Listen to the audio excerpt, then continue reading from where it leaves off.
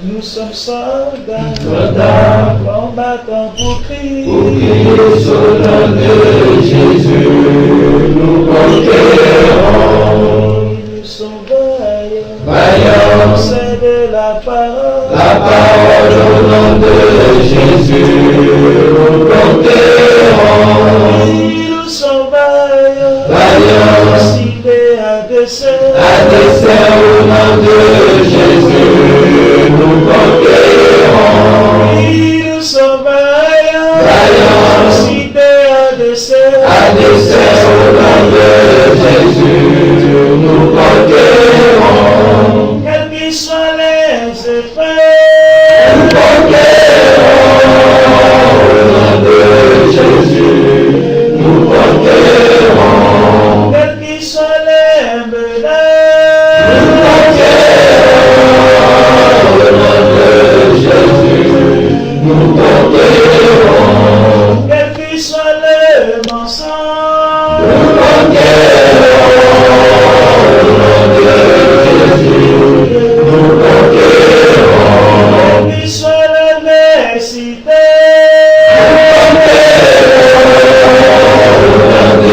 Jésus, nous conquérons.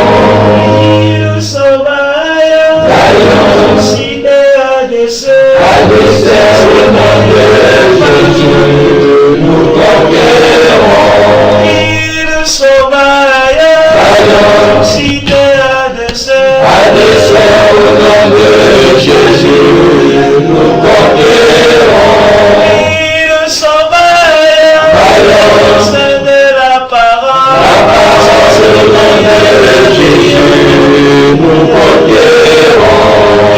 Nous sommes vaillants, Vaillants, cités à dessein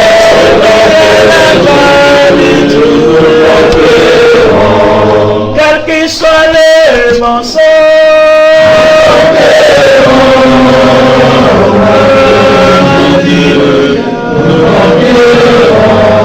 quels qu'ils soient les menaces,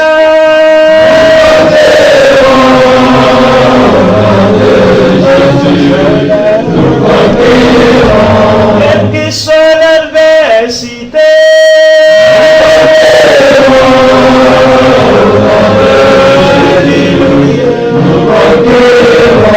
quelles qu'ils soient les persécutions,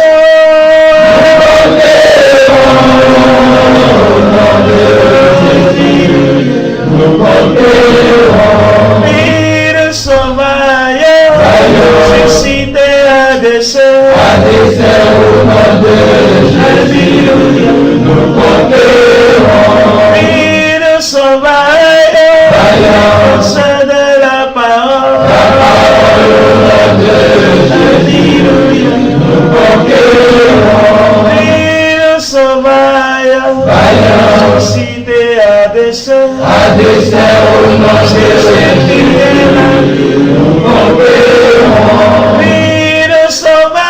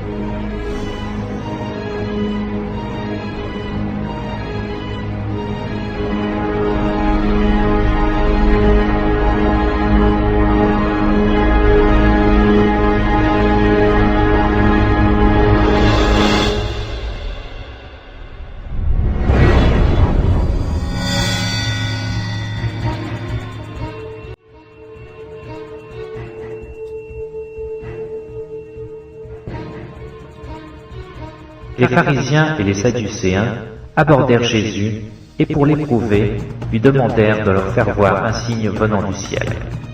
Jésus leur répondit, le soir vous dites, il fera beau car le ciel est rouge. Et le matin, il y aura de l'orage aujourd'hui, car le ciel est d'un rouge sombre. Vous savez discerner l'aspect du ciel, et vous ne pouvez discerner les signes des temps. Instruisez-vous par une comparaison tirée du figuier. Dès que ses branches deviennent tendres et que les feuilles poussent, vous connaissez que l'été est proche. De même, quand vous verrez toutes ces choses, sachez que le Fils de l'homme est proche à la porte. Je vous le dis en vérité, cette génération ne passera point que tout cela n'arrive. Le ciel et la terre passeront, mais mes paroles ne passeront point. Que personne ne vous séduise d'aucune manière, car il faut que l'apostasie soit arrivée auparavant, et que l'on ait vu paraître l'homme du péché, le fils de la perdition, l'adversaire qui s'élève au-dessus de tout ce qu'on appelle Dieu, de ce qu'on adore, jusqu'à s'asseoir dans le temple de Dieu, se proclamant lui-même Dieu. Car le mystère de l'iniquité agit déjà. Il faut seulement que celui qui le retient encore ait disparu. Et alors paraîtra limpide que le Seigneur Jésus détruira par le souffle de sa bouche et qu'il anéantira par l'éclat de son avènement. Attendez-moi donc, dit l'Éternel, au jour où je me lèverai pour le butin, car j'ai résolu de rassembler les nations, de rassembler les royaumes, pour répandre sur eux ma fureur, toute l'ardeur de ma colère, car par le feu de ma jalousie, tout le pays sera consumé.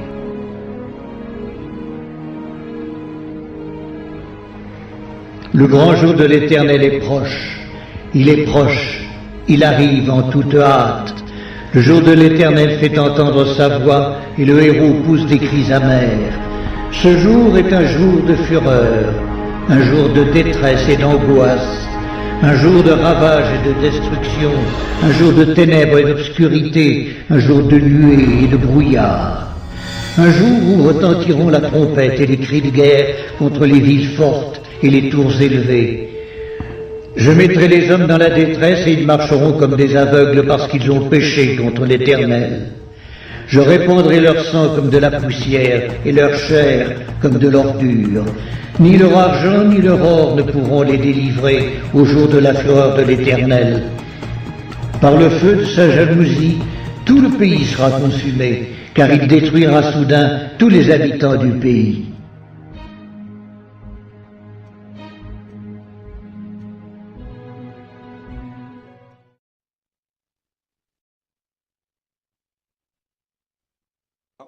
Par rapport évidemment à ces événements qui sont inscrits dans le livre de Dieu, dans le 66e livre de la Bible, l'Apocalypse, là où nous voyons évidemment donc que toute parole de Dieu ne passera pas. Le ciel, la terre même vont disparaître, mais le Seigneur a déclaré que sa parole ne passerait pas. C'est la raison pour laquelle, une des raisons pour laquelle j'ai pensé donc préparer cette conférence pour avertir le peuple de Dieu. Et évidemment, le peuple de Dieu, souvent, se trouve dans différents sentiers. Il y a le sentier de la tiédeur pour certains, de l'apostasie, et il y a pour d'autres un autre sentier qui est étroit, et c'est donc le sentier de la justice, le sentier donc de Jésus avec lequel donc nous désirons marcher. Et ce que nous allons voir particulièrement, donc, comme on a vu comme question, dans le dernier volet, dans le troisième volet, la troisième partie, donc on s'était posé la question particulièrement, donc, qu'est-ce qui va donc arriver? Qu'y a-t-il à l'horizon par rapport donc pour nous maintenant comme génération? Eh bien, selon les Saintes Écritures et les déductions et les conséquences de toute génération qui vit comme la nôtre, 4 choses s'en viennent. Nous l'avons vu dans la troisième partie. La première, c'est une foule de cadavres. Une foule de cadavres où le Seigneur promet donc en disant qu'il y aura des cadavres sans fin, une multitude de blessés, une foule de cadavres, des morts à l'infini. On tombe même sur les morts, on va trébucher sur les cadavres. Évidemment, cela nous parle, particulièrement cela a déjà arrivé, donc à certaines occasions, lorsque la première bombe atomique, par exemple, est tombée à Hiroshima, eh bien, en quelques instants, il y a eu des centaines de milliers, donc, de morts. Particulièrement, on sait qu'à la grandeur du monde, actuellement, des petits pays sont en train de s'armer avec la bombe atomique, c'est-à-dire des gens comme l'Iran. Donc les bombes atomiques maintenant rentrent actuellement dans le camp des musulmans, dans le camp des islamistes, des djihadistes et ainsi de suite. Donc ce qui promet évidemment qu'à un certain moment donné, une guerre nucléaire peut être enclenchée, je dirais, pour montrer une certaine supériorité donc sur d'autres pays. Et donc, tel que le Seigneur l'a déclaré, cela peut très bien donc arriver, et cela va arriver. Ce n'est qu'une question donc de temps. La deuxième chose, donc dans un temps de jugement, eh bien, c'est ce que nous allons voir de plus en plus, c'est donc la faiblesse morale et nationale des nations. De plus en plus, les nations vont descendre, vont donc devenir molles dans leurs décisions, dans leur prise de position. Il y aura une perte de but national, une perte de force donc nationale. Nous allons voir cette faiblesse morale et nationale va s'augmenter, va devenir de plus en plus grande.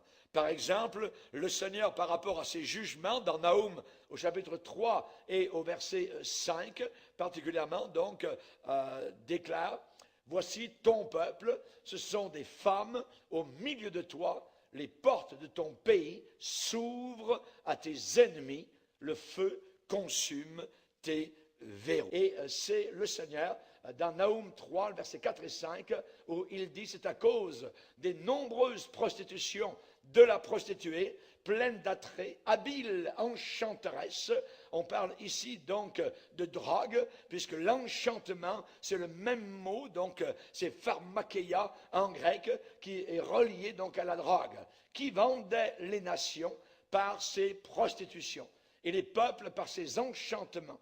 Voici, j'en veux à toi, dit l'Éternel des armées, et voilà une promesse que Dieu dit, je relèverai tes pans, donc les pans de ta robe, je relèverai tes pans jusque sur ton visage. Je montrerai ta nudité aux nations et ta honte au royaume. Cela est quelque chose de terrible que le Seigneur donc déclare ici dans Naoum, le chapitre 3 et au verset 5. Donc, à part d'une foule de cadavres qui s'en viennent, le Seigneur donne comme deuxième jugement une faiblesse morale et nationale. Les nations, les pays qui autrefois nous enviaient, nous craignaient, aujourd'hui, bien, c'est totalement différent. Auparavant, nous leur inspirions du respect, mêlé de crainte par rapport à nos pays, nos puissants pays occidentaux. Eh bien, maintenant, ces gens-là qui nous regardaient de l'extérieur, actuellement, sont en train de très, très rapidement découvrir que nous sommes devenus très, très faibles et vulnérables. Et à partir, donc, des tours jumelles à New York, qui ont été, donc, dévastées, eh bien, il y a eu une prise de conscience que maintenant, eh bien, tout peut arriver. Tout peut arriver. Et voilà ce que le Seigneur déclare en disant un peu plus loin, donc dans Naoum 3,13, ton peuple, ce sont des femmes au milieu de toi. Ce sont des femmes au milieu de toi. Qu'est-ce que ça veut dire? Ton peuple, c'est des femmes. Voyez? Ça veut dire que ce n'est pas des hommes, ce n'est pas des gens virils, c'est des femmes. Ça veut dire que Dieu dit, tu es devenu douillet, tu es devenu moelleux, tu es devenu efféminé, tu es devenu maniéré, voyez, mou, au travers de ta richesse, au travers de ton luxe, voyez. Quand nous avons un Premier ministre, par exemple, au Canada, qui a vraiment comme intention de vouloir légaliser donc la drogue, eh bien, nous avons évidemment donc un problème, je dirais, gravissime. Et c'est terrible. Donc, tu es devenu douillet, moelleux, efféminé, tu veux vivre dans le rêve, dans la drogue, et ainsi de suite. Voyez, ça veut dire que tu n'as plus de volonté. Tu n'as plus de fermeté. Tu n'as plus de détermination. Tu n'as plus de virilité comme pays. Tu n'as pas de pouvoir de décision franche, mais simplement de la mollesse. Tu n'arrives pas à prendre des résolutions fermes. Évidemment, du côté du bien. Ils prennent des résolutions fermes du côté du mal, mais vis-à-vis du bien, aucune décision n'est prise. Dans le Nouveau Testament, comme dans l'Ancien Testament, on nous répète d'être ferme, d'être fort, d'être ferme. Paul va dire aux Corinthiens, soyez des hommes. Soyez des hommes. Il le dit aussi aux femmes. Ça veut dire soyez fermes. Voyez, soyez fermes. Soyez des hommes. Ça veut dire soyez solides. Voyez, soyez déterminés. Soyez pas efféminés. Voyez. Et on voit dans l'Ancien Testament où David va dire aussi à Salomon, avant sa mort, sur son lit de mort, il va lui dire, je m'en vais par le chemin de toute la terre, fortifie-toi et sois un homme. Sois un homme, voyez. Observe les commandements de l'Éternel. Dieu est contre toute mollesse, contre la tiédeur. Et il va dire à l'Église molle de la fin des temps, puisses-tu être froid ou bouillant, mais les mous, mais les tièdes, mais ceux qui manquent de virilité, de décision, eh bien je les vomirai de ma bouche. Et il le dit directement, donc particulièrement ici, donc ce sont des femmes au milieu de toi. On sait que tous les empires qui sont tombés, qui ont été déchus, qui sont morts, sont tombés dans la poussière, sont tous, à un moment donné, devenus mous, moelleux, efféminés, incapables de se tenir, de prendre une position ferme pour quoi que ce soit. Regardez Sodome, voyez, Babylone, Rome, la Grèce, Carthage, mettez-les tous. C'étaient tous des empires, voyez, qui étaient en train de s'écrouler et qui aujourd'hui ont disparu. Ont disparu. Ils étaient ivres, paresseux, ils étaient noyautés de l'intérieur, drogués, stone, immunisés à tout avertissement, insensibles, blindés devant tous ceux qui les avertissaient d'un jugement imminent. Et Dieu de dire donc, je montrerai, qu'est-ce qu'il va montrer? Il dit, je montrerai ta nudité aux nations et ta honte au royaume. Au royaume. Vous vous rappelez l'histoire de Belshazzar, ce jeune playboy, donc à Babylone, qui avait organisé un festin, évidemment, dont le monde allait en parler pendant des siècles, et donc, durant la nuit, alors que l'on avait pris même les vases qui appartenaient au temple à Jérusalem, et on les avait remplis de vin, et on en faisait une beuverie en honneur aux démons qu'ils honoraient, à ce moment-là, une extrémité de bras et de mains est apparue. Devant toute la foule, à Babylone, a écrit en bougeant 3 mots. Et ensuite, l'extrémité de main a disparu. C'était le jugement de Dieu sur une génération totalement corrompue. Belshazzar, qui était le roi de Babylone, a très bien vu l'écriture sur la muraille de chaux du palais royal. Il a fait venir les prophètes véritables, les hommes de Dieu véritables de leur époque, pour qu'on lui dise avec exactitude la pensée de Dieu. Qu'est-ce que ça veut dire? Et donc, les astrologues étaient venus auparavant, mais comme les astrologues ne connaissent pas la parole de Dieu, l'écriture de Dieu, ils ne pouvaient rien dire. Ils ont fait seulement « on ne sait pas, roi ». Et quand l'homme de Dieu est arrivé, Daniel, il a reconnu la main de Dieu, il a su donner donc l'explication. Le roi vit cette extrémité de main qui écrivait. Et les 3 mots étaient ceux-là, compter, peser, diviser. C'était les 3 mots, compter. Les jours des gens étaient comptés à Babylone, ils ne le savaient pas. pesés, ils avaient été pesés dans la balance de Dieu et avaient été trouvés légers et divisés. Le royaume de Babylone, maintenant, était sur le point d'être écrasé par les Mèdes et les Perses qui étaient aux portes, et ils ne s'en doutaient pas. Et aujourd'hui, notre monde occidental veut fêter, veut foirer, voyez, et ils ne savent pas, ils ne se doutent pas que des jugements terribles, que les ennemis sont aux portes, voyez, et sont même à l'intérieur. C'est l'histoire particulièrement du cheval de Troie qui se répète. Comment les Grecs ont-ils pu vaincre la ville de Troie? Ils l'ont assiégée pendant des mois et des mois. Ils étaient tout autour, leurs armées étaient nombreuses, des milliers de soldats. Ils n'arrivaient pas à savoir comment vaincre la ville de Troie. Elle était supposément imprenable. Alors les Grecs ont pensé à quelque chose. Ils se sont reculés et comme disparus. Et les gens à l'intérieur ont dit, c'est merveilleux, nous avons gagné, les Grecs ont disparu. On est vainqueurs, ils sont vaincus. Mais les Grecs n'étaient pas très loin. Ils s'étaient simplement éloignés à quelque distance.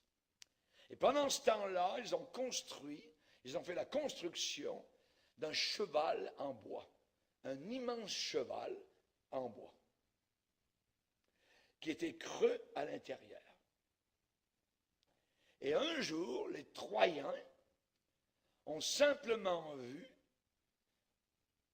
se réveiller le matin, il y avait un cheval en bois qui était sur leur muraille. Et ils ont dit, oh, c'est quoi ça? Et donc, ils sont descendus, ils ont ouvert leur porte, et ils ont tiré cet immense cheval en bois à l'intérieur de leur ville, et ils ont refermé les portes. Et les gens de la ville de Troie sont venus, ont regardé, oh, les Grecs ont laissé un cheval, ils ont laissé un souvenir, les pauvres, les vaincus. Ils sont allés se coucher. Et durant la nuit, il y avait des Grecs qui étaient cachés à l'intérieur du cheval de Troie. Et durant la nuit, ils sont sortis. Et ils ont ouvert les portes de la ville. Et les Grecs qui étaient cachés à quelque distance sont venus et ont massacré totalement toute la ville. Aujourd'hui, chers amis, nous avons un cheval de Troie qui est entré à l'intérieur et qui entre. Et vous le connaissez, ce cheval de Troie. Le Seigneur dit, les portes de ton pays s'ouvrent à tes ennemis. Avec les musulmans qui entrent par dizaines de milliers, par centaines de milliers, ils sont à l'intérieur du cheval de Troie. Et nos gouvernements de connivence et ignorance totalement, ou peut-être, le sachant très bien, savent ce qu'ils font. Je ne le sais pas, Dieu le sait. Mais à l'intérieur de nos pays occidentaux, sont en train d'arriver, d'entrer librement. Ce n'est pas une immigration, c'est une invasion. C'est une invasion à l'intérieur des pays occidentaux. On ne passe plus par les douanes montrant patte blanche avec passeport. Non, on entre de force. On force les frontières. Et cela fait partie du jugement de Dieu. Et ces gens maintenant de l'intérieur peuvent faire exploser, venir, conduire des avions, les jeter sur des tours, faire n'importe quoi. Ils sont là à l'intérieur.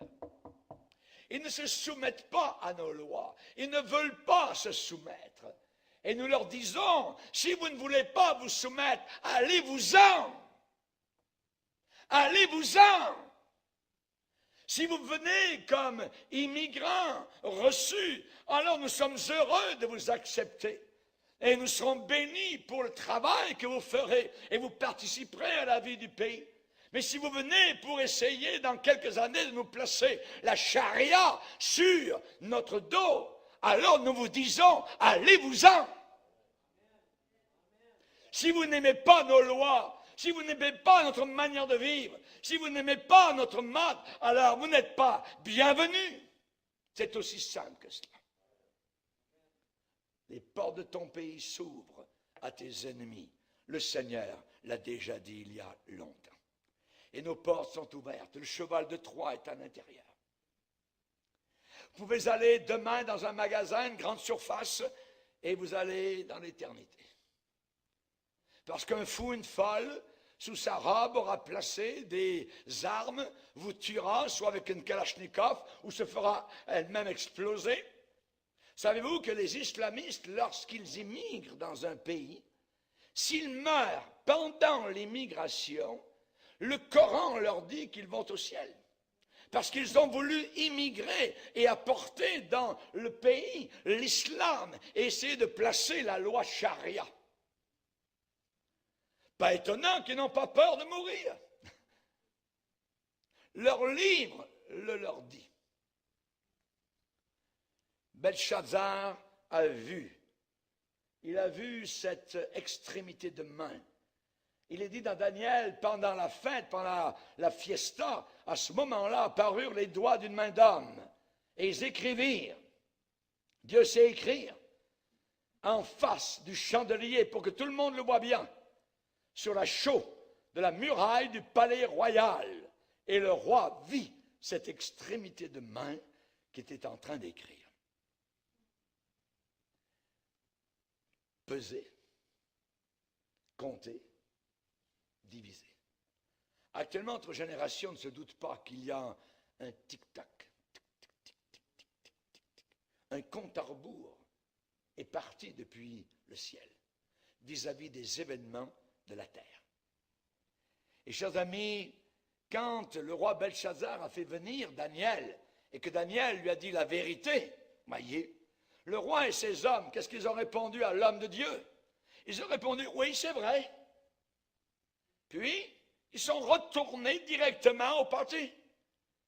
Ils sont retournés directement à leur fête.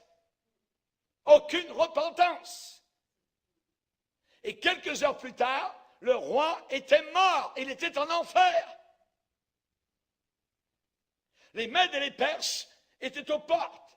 Ils avaient dérivé le courant d'eau, le fleuve qui était autour de la ville. Ils l'avaient dérivé, imaginez, et toutes les armées de Darius sont entrées à l'intérieur du pays pendant qu'on fêtait. C'est ce qui arrive au monde occidental aujourd'hui. Pendant qu'on fête. Avez-vous remarqué le nombre de festivals que nous avons? Le nombre de festivals.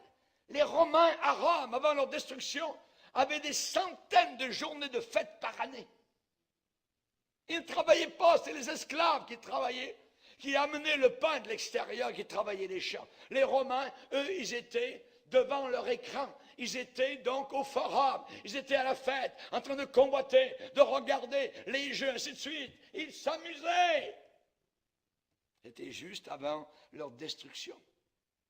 Aujourd'hui, nous avons des dirigeants qui veulent légaliser la drogue. Imaginez, quand on connaît les effets de la drogue, quand on sait les tueries, les familles, les enfants, les suicides, les pactes de mort, et ainsi de suite, par rapport à la drogue, le vol, l'argent faux, et ainsi de suite. Et vous avez un leader qui maintenant a comme but de légaliser la drogue. La Bible est claire, il y a un verset dans la Bible qui dit « Malheur au pays dont les dirigeants sont des jeunes gens ».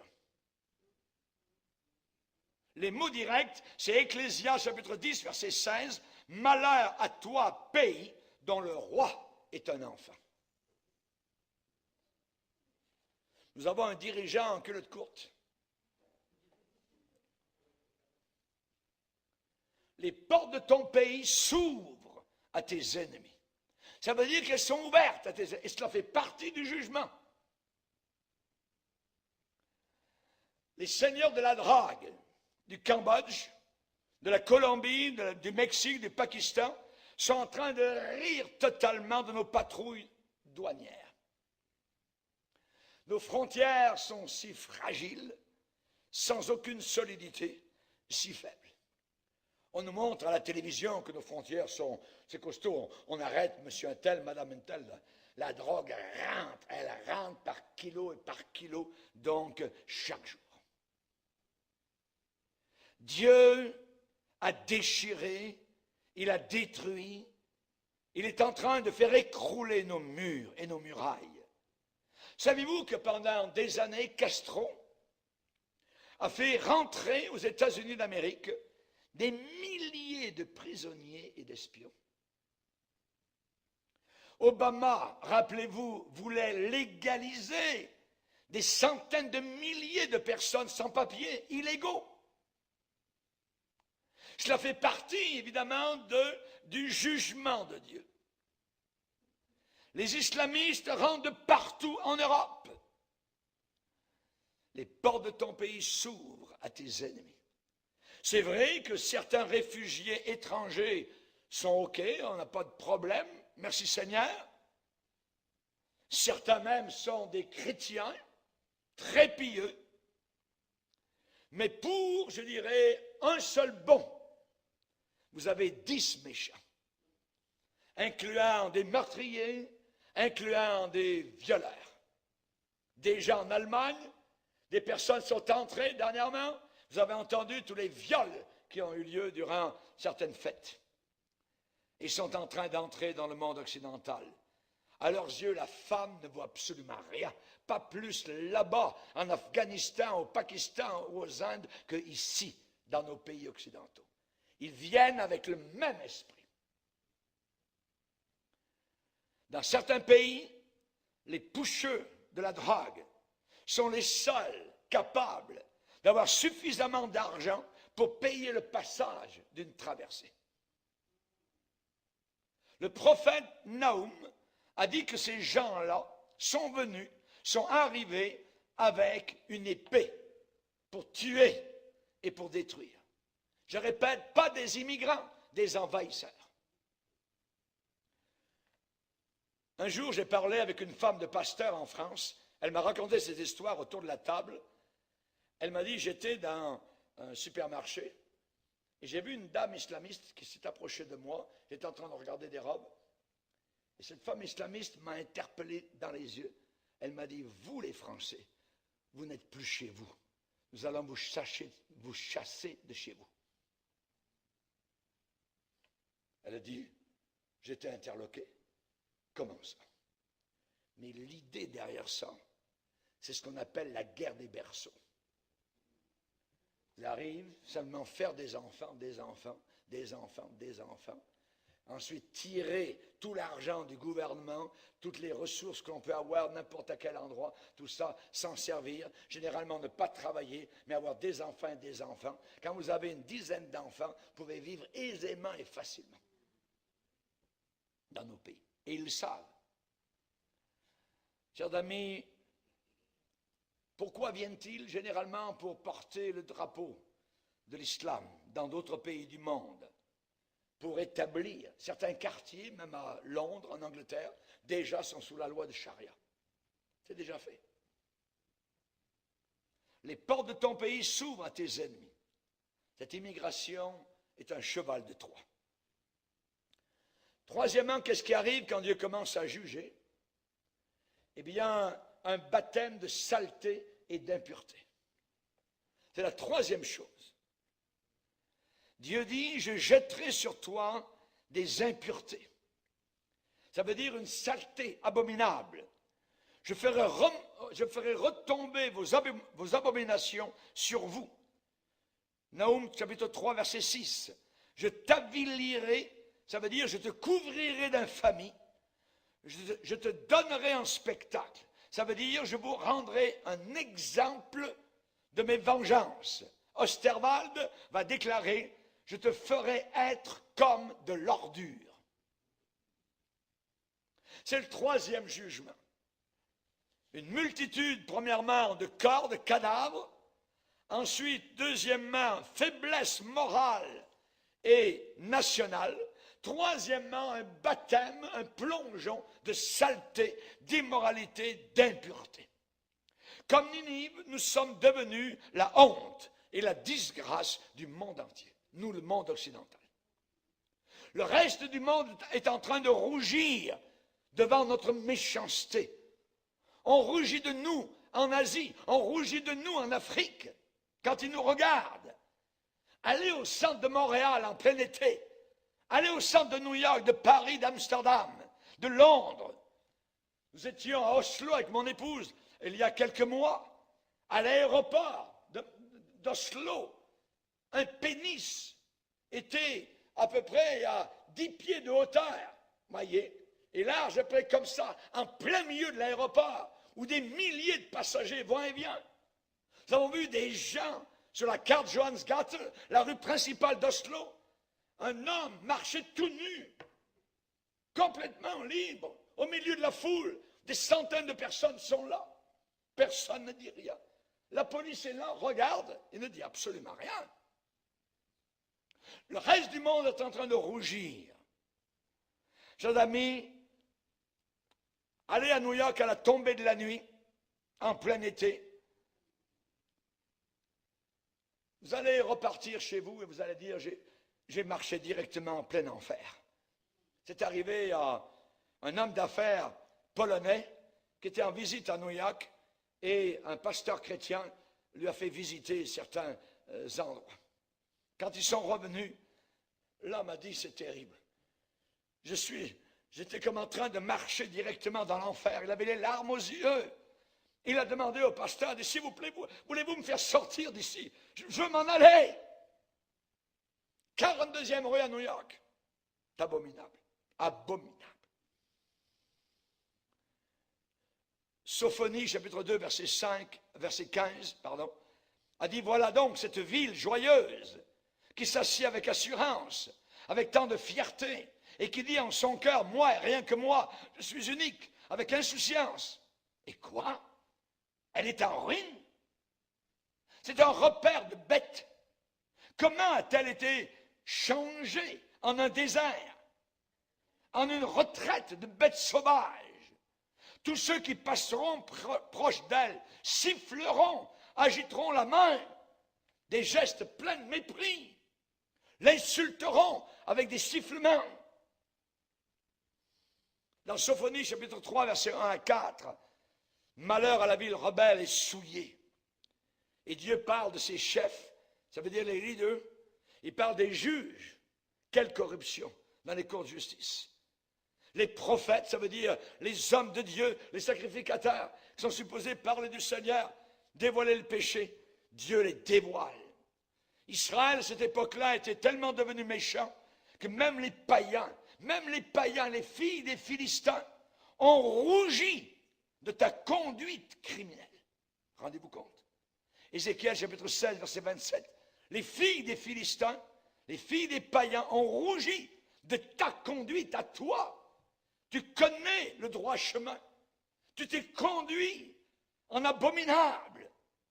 Les filles des Philistins ont honte de l'impiété criminelle de ta conduite.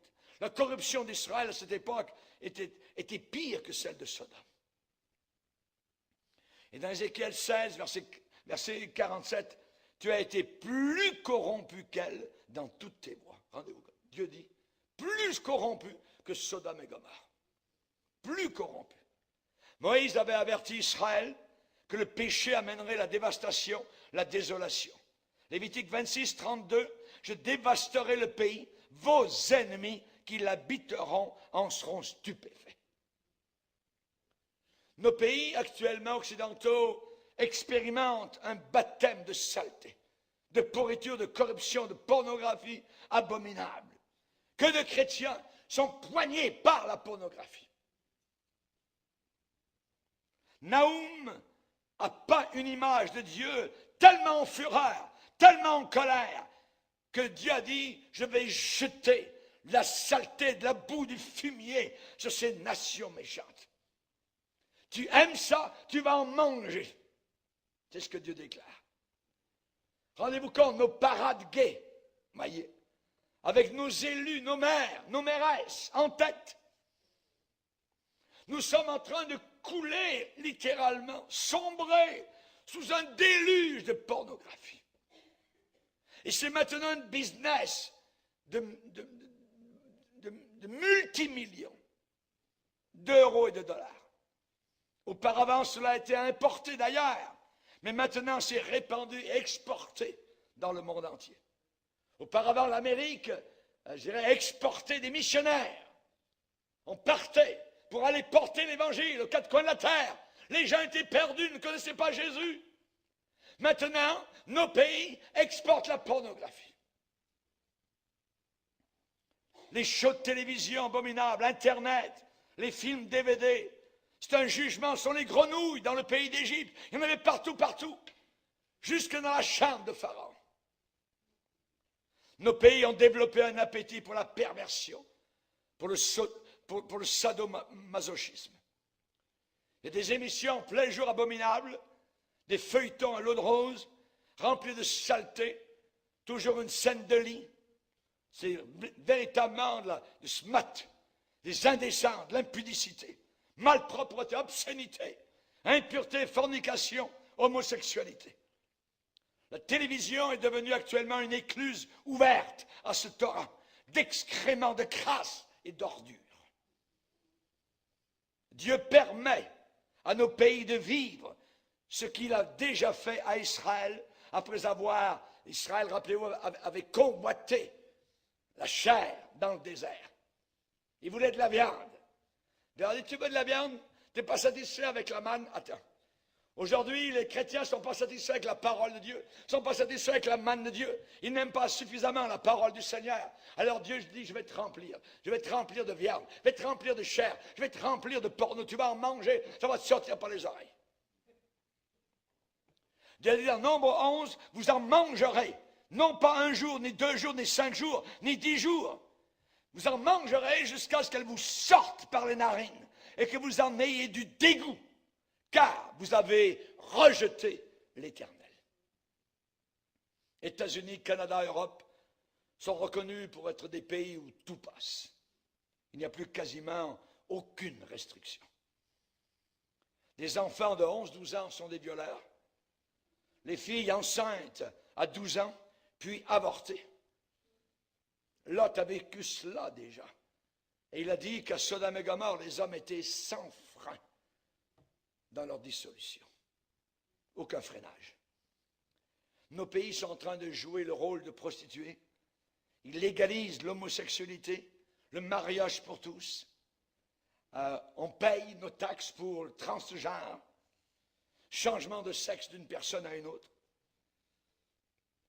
tout en chargeant en même temps le baril de poudre du pistolet mortel du sida.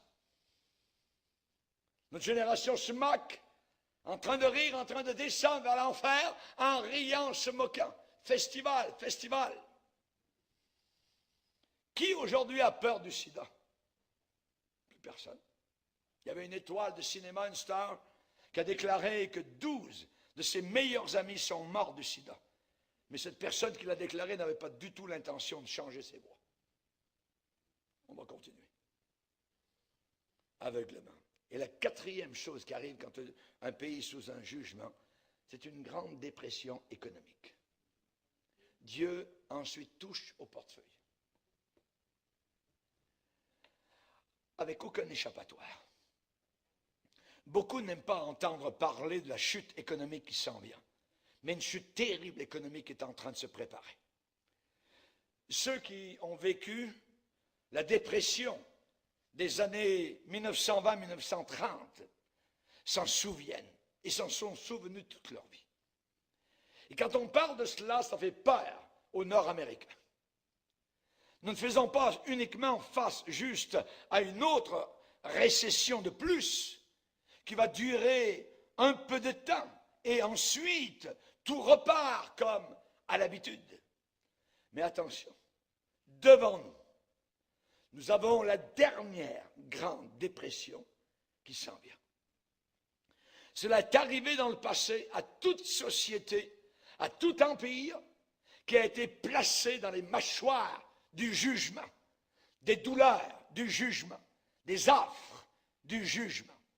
Ne pensez pas que cela ne nous arrivera pas. À cause de l'infidélité d'Israël, Dieu a dit à cette nation, tes marchands, qui étaient plus nombreux que les étoiles du ciel, comme les sauterelles, qui ouvrent les ailes et s'envolent, ainsi seront-ils. On parle ici d'économie, on parle de marchands, on parle d'argent qui se fait les ailes. La version de Sassy déclare, vous avez plus amassé de trésors par votre trafic qu'il n'y a d'étoiles dans le ciel. Mais tout cela sera comme une multitude de hannetons qui couvrent la terre et s'envolent ensuite. Et dans cette prophétie de Naoum 3,16, particulièrement, eh bien, nous avons là ce qui va arriver. Tes marchands plus nombreux que les étoiles du ciel sont comme la sauterelle qui ouvre les ailes et s'envole. Le prophète Naoum était en train d'avertir la ville d'un ennemi insidieux, rusé, fourbe, sournois, perfide et trompeur, qui viendrait détruire toute l'économie. Ninive, rappelez-vous aussi, exportait des œuvres en verre, en textile, en tapis, en ivoire travaillé, des œuvres d'art de toutes sortes. Ninive trafiquait avec les diamants, l'or, l'argent, les épices. Les marchands de Ninive allaient par mer et monde. Ils voyageaient dans le monde entier à leur époque. Mais un beau jour, un cancer envahissant est arrivé. Les ennemis ont fondu sur eux, sont emparés de toute leur richesse, ont fait main basse et sont repartis avec le butin. Les investisseurs, les prêteurs, repartirent avec leur argent et ont fui. Et c'est ce qui va arriver à notre économie. Les investisseurs de la Chine, particulièrement, savez-vous que le pays se doit quasiment, les États-Unis se doivent à la Chine. Ce pays devrait être appelé, l'Amérique devrait être appelée la Chine. Ils se doivent en milliards. Et les Chinois arrivent en Europe, au Canada, aux États-Unis, et ils achètent des milliers d'hectares de terrain. Ils vont venir faire cultiver ces terrains et moissonner et ramener la récolte chez eux en Chine. C'est un cancer, c'est un jugement. Ils repartiront et fuiront. Chers amis, Naoum 3,7 dit, tous ceux qui te verront fuiront loin de toi. Et l'on dira, la grande ville est détruite. Qui la plaindra? Qui va pleurer?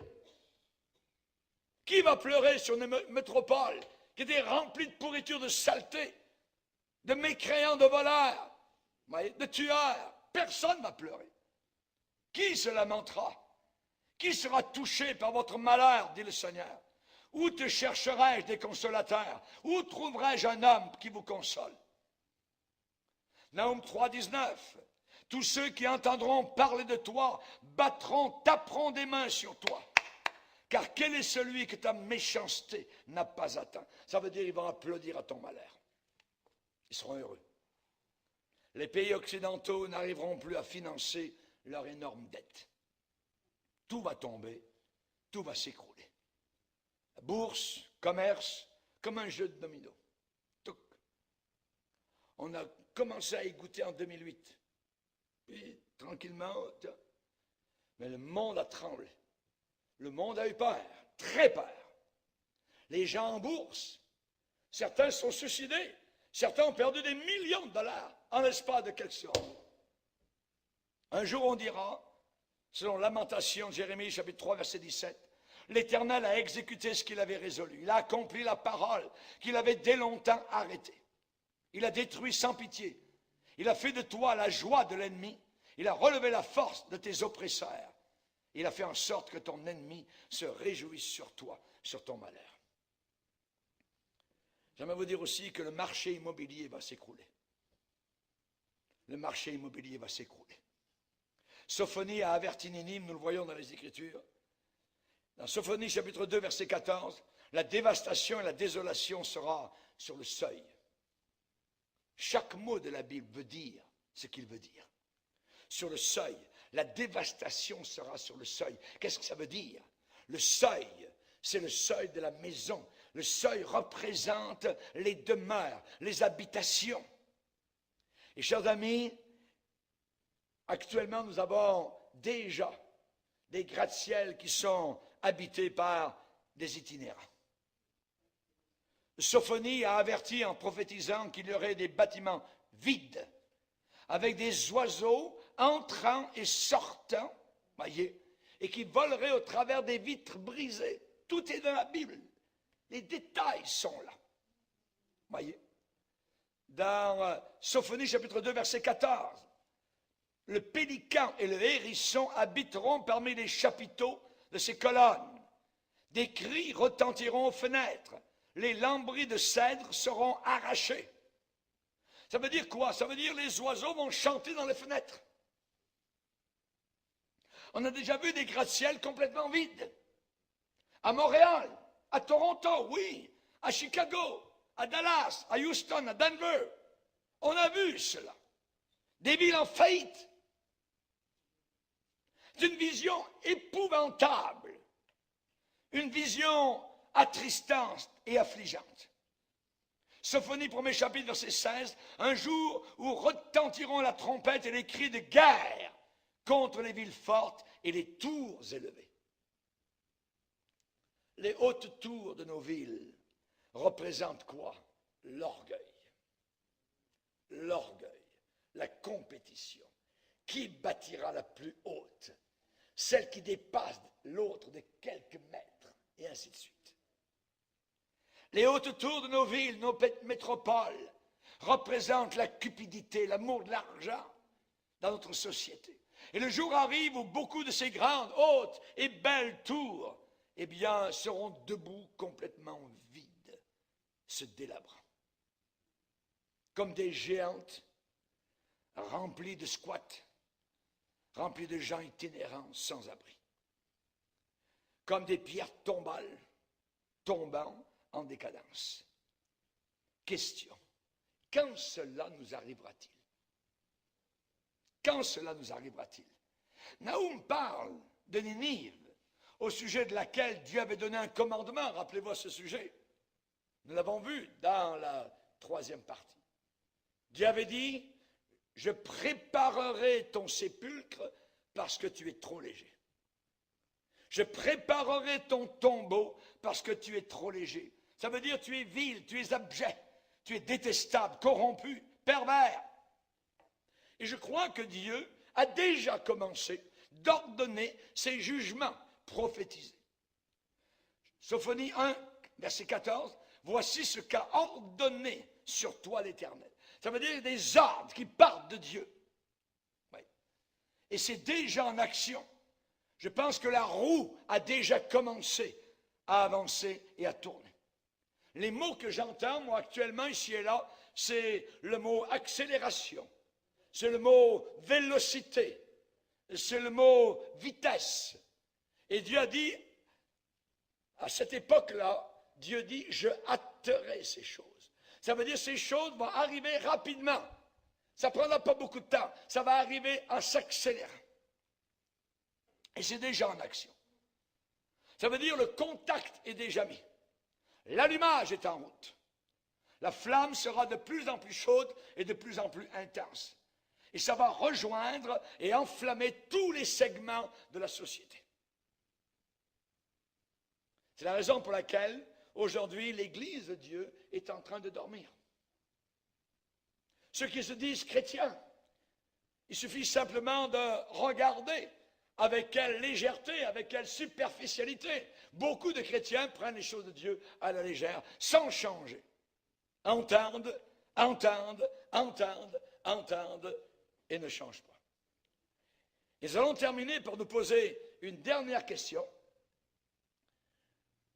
Qu'arrivera-t-il particulièrement au peuple de Dieu?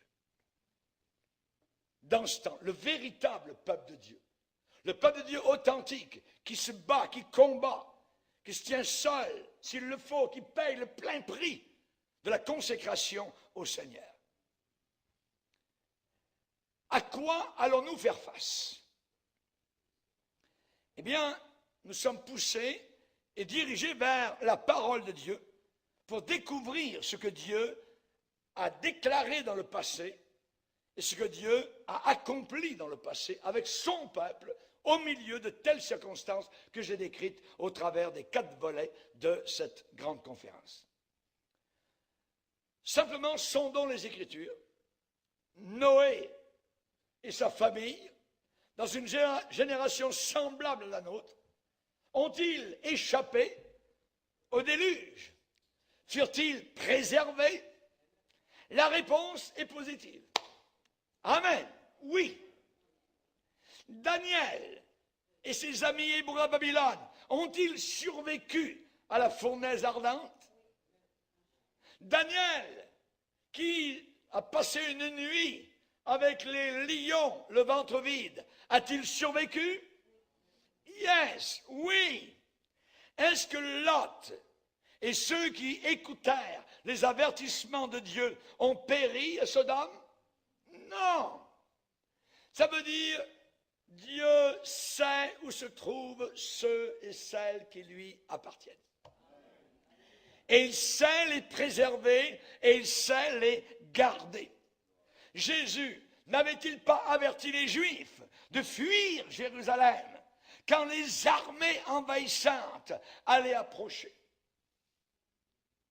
40 ans plus tard, les armées de Titus, l'empereur, pas l'empereur, mais le commandant en chef général d'une légion romaine est arrivé à la marche depuis Rome jusqu'en Israël à Jérusalem, a encerclé Jérusalem.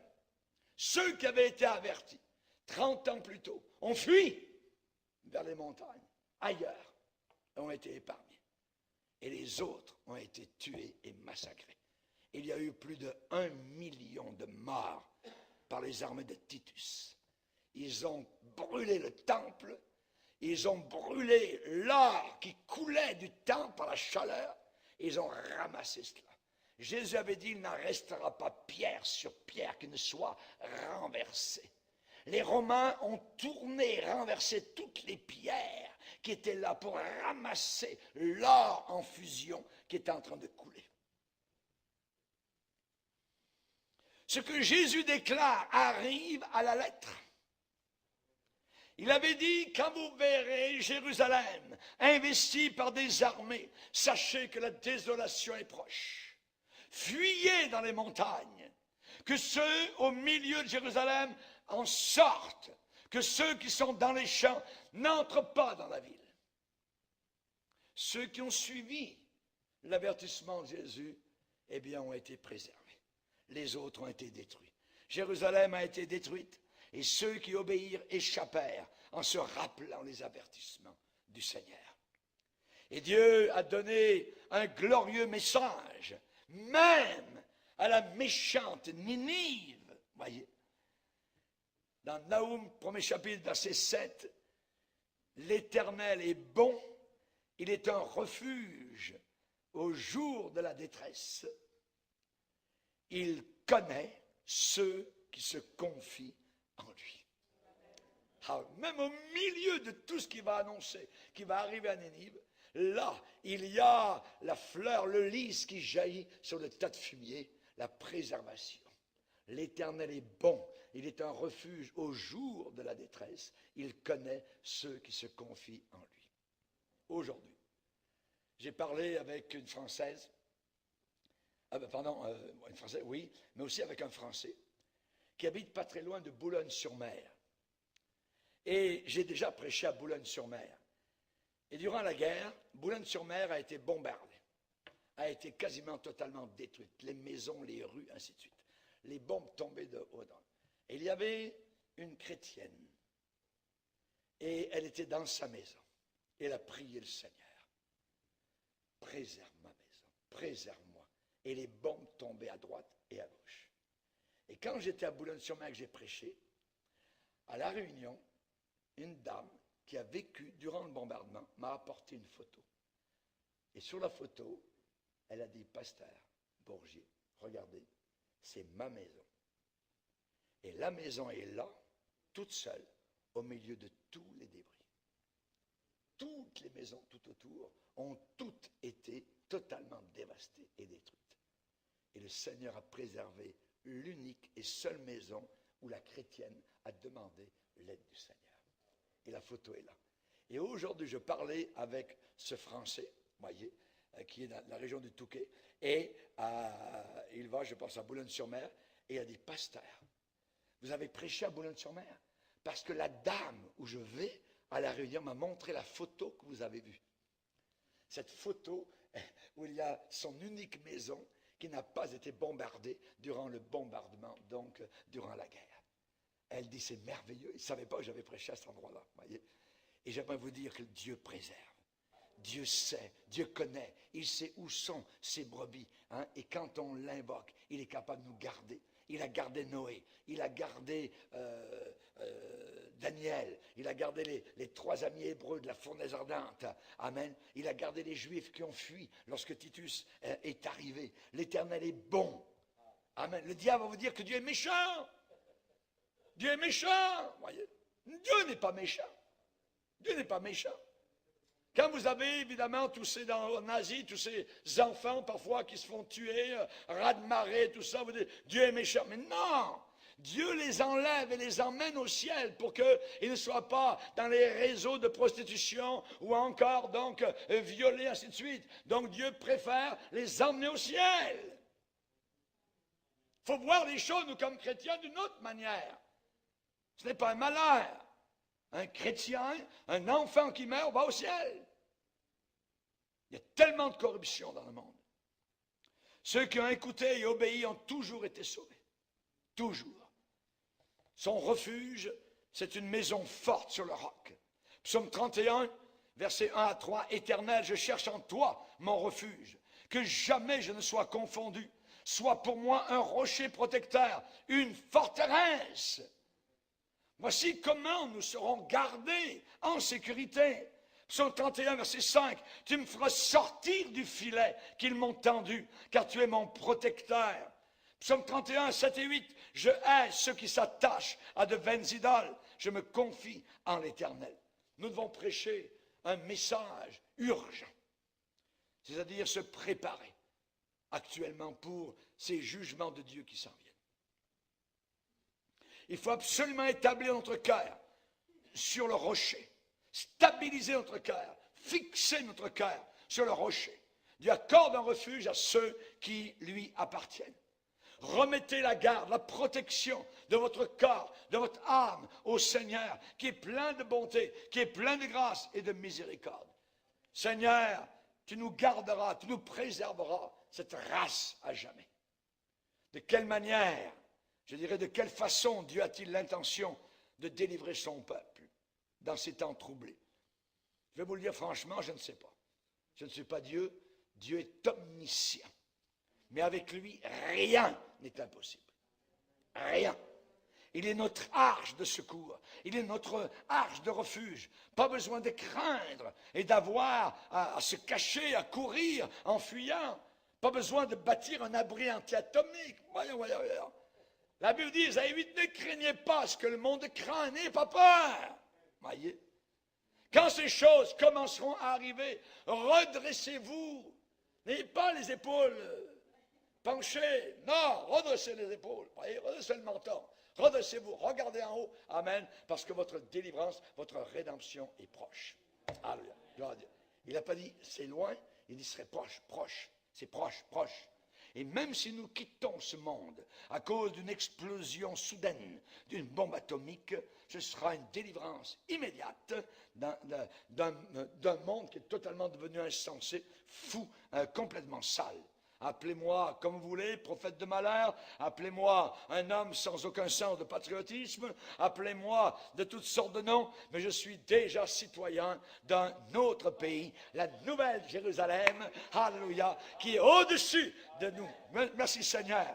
Nous sommes, je dirais, censés regarder et attendre une ville dont Dieu en personne est l'architecte et le bâtisseur.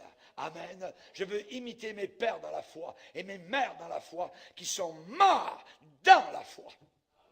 Je veux mourir et quitter ce monde, soit par l'enlèvement, soit par bombe atomique, soit par tuerie, soit par n'importe quoi. Mais je veux quitter ce monde dans la foi, étant dans la foi biblique. Alléluia. Que Dieu soit béni. Jésus nous a avertis et il a prédit une époque à venir tellement terrible, tellement horrible, effroyable et terrorisante que le cœur des hommes allait mourir.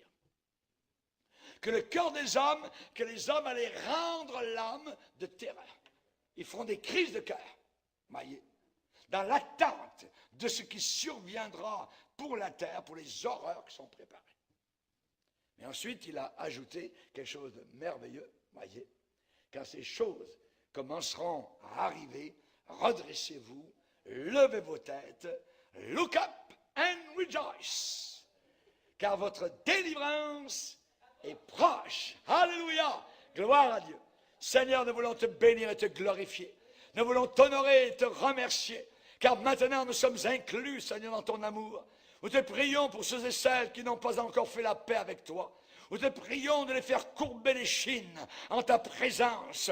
Seigneur, que leurs genoux plient devant toi et reconnaissent ton autorité, ta notoriété, ta royauté, ta majesté. Alléluia. Oh Seigneur, viens te révéler à leur cœur et les convaincre par la puissance du Saint-Esprit, du jugement qui s'en vient. Oh mon Sauveur, dans le nom de ton Fils, mort sur la croix, ensanglanté, nous te bénissons et te glorifions pour la grande victoire du calvaire. Amen. Et tout le peuple dit Amen. Hallelujah.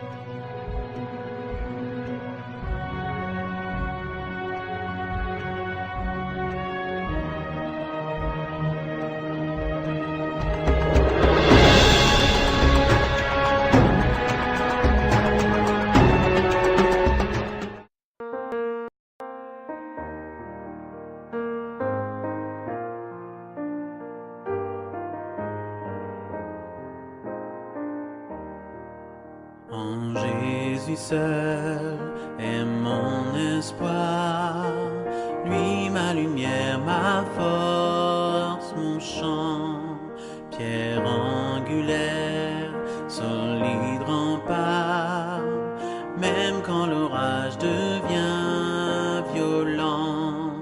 Oh quel amour, oh quelle paix, les luttes cessent, la peur se tait, mon réconfort, mon plus grand bien, dans l'amour du Christ je me tiens.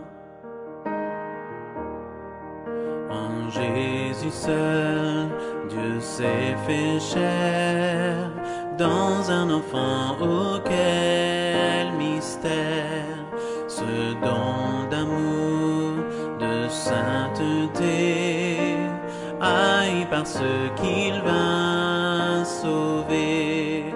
Jusqu'à la croix, il s'est livré, sur lui la colère est tombée.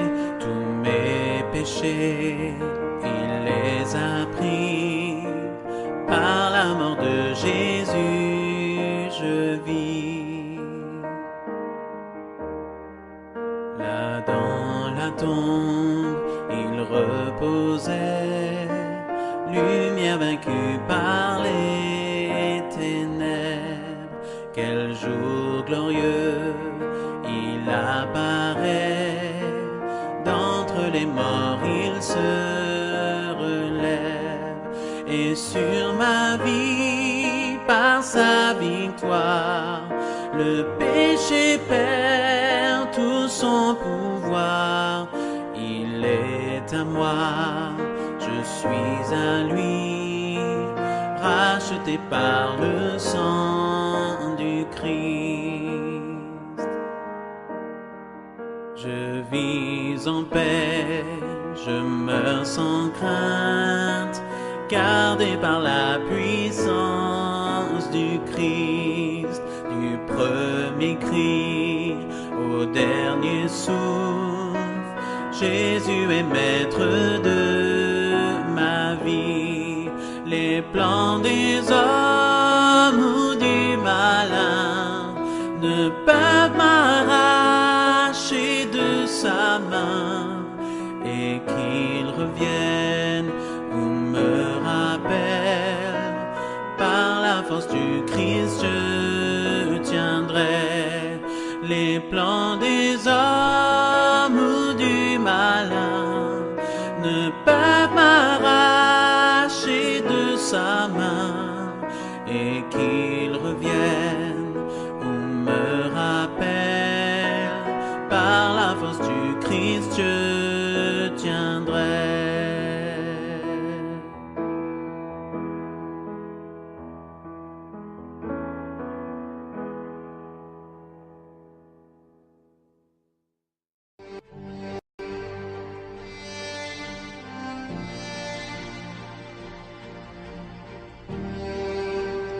Chers amis, la Bible enseigne que le monde s'en va inexorablement, non vers la paix, mais vers une guerre ultime, de cataclysme, un Armageddon décrit au chapitre 7 de l'Apocalypse.